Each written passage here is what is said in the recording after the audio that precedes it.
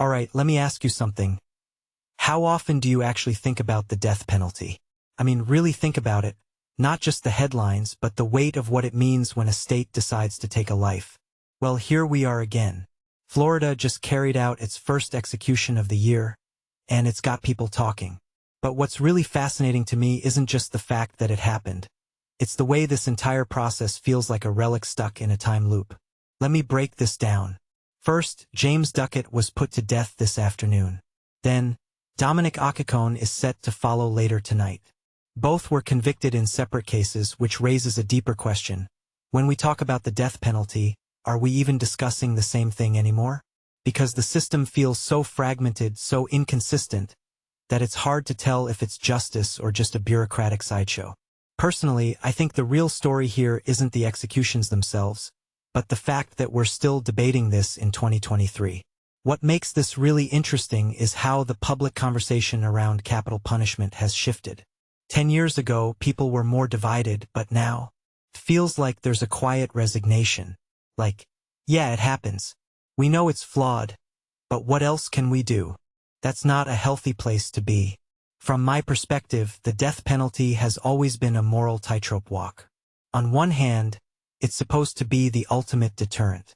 On the other, it's a system that's plagued by racial bias, wrongful convictions, and a lack of transparency. A detail I find fascinating is how the media covers these events. You'll see a brief mention in the news, a few lines about the method used, but rarely do we dive into the human cost. What many people don't realize is that these aren't just legal procedures. They're deeply personal tragedies for families, communities, and even the people carrying out the sentences. If you take a step back and think about it, the death penalty is less about justice and more about control. It's a tool that states use to assert power, but in a world where technology is making us more connected, why are we still clinging to such an archaic system? This raises a bigger question. When will we finally admit that the death penalty doesn't work?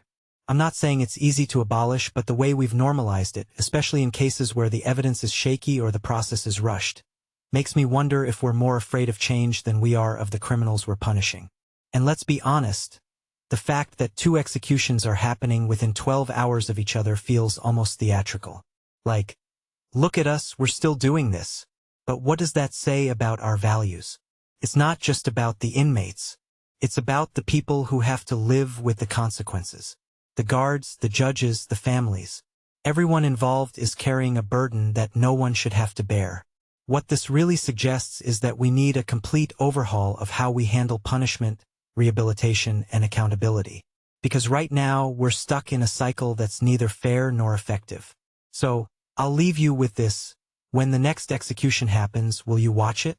Or will you turn away, knowing that the system we've built is broken, but too afraid to fix it?